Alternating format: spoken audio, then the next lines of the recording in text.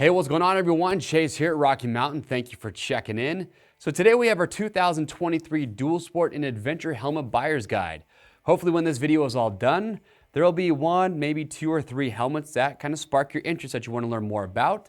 So when I get done here today, because I'm going to be pretty brief, what I recommend is go watch the product spotlights. We have one for all of these helmets where I go into full detail. We talk about all the features. You can read rider reviews. A lot of us here at Rocky Mountain have worn a lot of the helmets that are up here on the table. So if you want some of our feedback, we will give that to you as well. And lastly, you can ask questions on the product pages and get answers from customers who have bought and are using these helmets. So there's a lot of great places to get good information. The last thing I will say too before we get started is our fit guarantee. So we know that fit is going to be very important, especially in a dual sport adventure helmet, because a lot of you are going to be wearing these for several hours on end. So you want to make sure you get the fit correct. So when you get your helmet, no matter which one you buy, if you don't like how it fits, and I recommend putting it on and leaving it on for a while, because it might take a little bit for any hot spots to start forming. So leave it on for a while. If you don't like how it fits, send it back to us in brand new unused condition, and then we'll give you free shipping both ways on your first exchange to make sure you get the size and the fit that you feel is going to be best for you.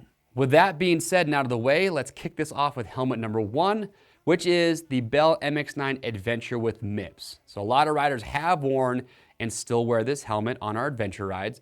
And if you're just looking to get into the sport with a good entry-level helmet that's going to be budget friendly, we're talking sub $300, this is a really good option. It's a really comfortable helmet. It's got the MIPS liner system, which is a great safety feature. Now, a couple things that I would point out with the MX9 Adventure is when Bell built this, what they basically did is they took their off-road MX9 helmet, they put a visor on it, they put a shield on there, and it said, here you go, here's our adventure helmet. And because of that, it's not the quietest helmet. So for long rides, if you're gonna be on this helmet on hours on end, that is something that you might notice is that wind noise. So just something to keep in mind. But overall, for the price, sub $300, it's a great helmet. Now, there is a DLX version, which comes with a photochromatic lens that automatically tints in the sunlight. You go up about $100 for that one. That is another option as well. Now, moving on from there, you have the LS2. This is the Explorer XT. And this, I would say, is kind of my sleeper pick. This is the newest helmet that is up here in the lineup. And this helmet, you're gonna be in that mid 300 range. But there's a lot of good features about this. It's a comfortable helmet. The only thing we noticed about this when we tried it on is that it is comfortable, but we feel like the cheek pads do come up pretty high on some of the riders' faces. But again, it's gonna be totally different depending on who's trying the helmet on. But it's a comfortable helmet. It's nice and quiet. We notice that we feel like it's gonna block a lot of that wind noise, which is great. You have a lot of vents on this helmet. In all the vents on here, you can open and close, which is nice. Drop down internal sun visor, which some riders really like. So if you're a rider that maybe doesn't wanna have to bring sunglasses on your ride, but you still wanna block the sun, it's gonna come included with that. Also, you notice too that it does have a chin skirt. And when you look at the neck roll on the LS2, you just know that it's gonna do a good job of keeping a lot of that air out. So in cooler temperatures, this would be a really good helmet. Only other drawback that I could really point out is that on the left side, where you would most likely put a Bluetooth comms unit, that is where the lever is to use that drop-down sun visor. So that might get in the way depending on the mounting system that you're using for your Bluetooth comms unit. But overall, it is a really good helmet with a lot of features, so a lot of bang for your buck.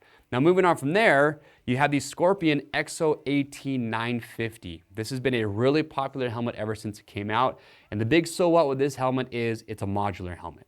So one of our riders here at Rocky Mountain has been using this one for the last couple of years. He said he's been very happy with it. He says it's pretty dang quiet, it's comfortable. And also something I do want to point out, you'll notice is that the shield on this helmet, notice how it doesn't have the bevel down at the bottom like the first two helmets do. That is something that you're gonna notice when you just wanna crack your shield to get some airflow coming in, because that bevel can kind of get in your vision a little bit, and you're not gonna have that on the XO AT950. But what a modular helmet allows you to do with this one, there's just a lever down here at the bottom, you just grab with your hand, allows you to flip the entire chin bar up. And the reason that a lot of riders like that is just a convenience factor. So if you're going to, whether it's a gas station or you're just stopping to talk to somebody, you can just flip up the chin bar. If you want to take a drink, have a snack, or talk to somebody, you don't have to feel like you have to talk as loud. So there's a lot of riders out there that really like modular helmets for those reasons. And also this does come with a drop-down sun visor. So again, a lot of features here, and you're sub $300. So again, the XO AT950, if you're looking for a modular helmet, this one is really hard to beat. So with these first three helmets I just talked about, these are more of our budget-friendly options. Now we're gonna move in and talk about three premium options. We're talking $500 or more. And the first one is the Klim Krios. And what really stands out about the Krios is the weight. So this is a hand-laid carbon fiber shell, and this thing comes in at just about 3 pounds in a size medium, which is much lighter than the next closest helmet that is up here on the table. And the reason that that's gonna be beneficial or maybe attractive for some riders is if you're spending a lot of time on your bike, maybe you're doing week-long rides, you're spending hours on the bike each day, that weight is something that's gonna add up and you're gonna notice that. And so having a super lightweight helmet is just gonna add to the overall enjoyment of your ride. Now, as far as the fit goes, some of us did notice a little bit of pressure on the top of the head, but again, that's just gonna depend on the rider, so that's why we have our fit guarantee. But some other nice features about the Krios is you have the vents all open and closed. They did wind tunnel testing with this helmet. You can see all the cutouts in the visor, so it's gonna be stable at higher speeds. And the Krios comes pin lock ready. So if you're not familiar with that, it's an anti-fogging system. It's one of the best on the market. It's a separate lens that actually just goes right onto these pins that you can see on the shield. And so again, if you're worried about fogging, that pin lock system does do a great job, and that will come included with this. Now there is the Krios Pro version, which you go up to north of $700. So with that helmet, if you can imagine, it's even a little bit lighter than the Krios. The difference is they use a material in there called Koroyd, which is pretty unique. But again, you're gonna want to watch the product spotlight to learn more about that. But for us, we're right at 3 pounds in a size medium. If lightweight and long rides is kind of your thing, then yes, the Krios are gonna be a great option. We have a rider here who's been wearing this helmet now for a couple seasons. So again, if you want some more feedback, comment below and we'll help get that answered for you. Now from there, you have the Arai XD4. The XD4 helmet's been around a long time and it continues to be one of the most popular, one of our favorites here at Rocky Mountain. Now myself and a few other riders, we tried on all these helmets, and the Arai was one of our favorite fitting, and that's why some of the other riders here at Rocky Mountain love it so much. The Japanese, they know how to make a comfortable helmet. And I'm gonna tell you too, with the Arai and the Shoei that we're gonna get to next, because Shoei is also a Japanese company, when you pick these helmets up, there's something about the way that these Japanese companies build a helmet, just the build quality is just, in my opinion, just kind of next level. I just love how well these helmets are put together and how good they feel in your hand. But what's unique about the Arai, other than how awesome the fit is that the shield, and this might not sound like a big deal, but this is one of the favorite features of one of our riders here who has done a ton of adventure rides, is that you can just barely crack this shield to get some airflow coming in. With a lot of these, when you just want to just crack the shield, it comes up too high and it kind of gets in your vision. With the Arai, you can just barely crack it, you get some airflow going in there, but you also actually have these vents that are pretty unique because they're built into the shield itself. Again, just to get some airflow going in there to help combat fogging. It's a nice and quiet helmet. Also, something that some riders like too is that this visor is adjustable, but there's no screw, there's nothing you have to do. You can just press it down or press it up to use that adjustability. All the vents on here you can open and close. And the last thing that's pretty unique to Arai is that it has a R75 shell shape, so it's a very round helmet. And Arai does not stray from that. And the reason for that is they feel that this shell shape is going to do a better job of glancing off of objects if you do have an impact versus possibly snagging and generating more forces to your head or to your neck. So again, the Arai, it's pricey, but it's been one of our favorites for years now. And then last but not least, you have the Shoei Hornet X2. So again, do want to point out too that the Arai and the Shoei are both going to be Snell certified. So for riders that are looking for a Snell certified helmet, these are both going to be that.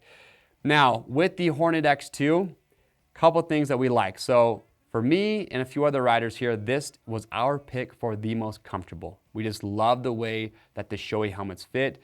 I actually ride in the VFX EVA, which is the motocross helmet, and I've said in videos that that's actually one of my favorite fitting helmets. So these guys have got it figured out. They know how to make a comfortable helmet.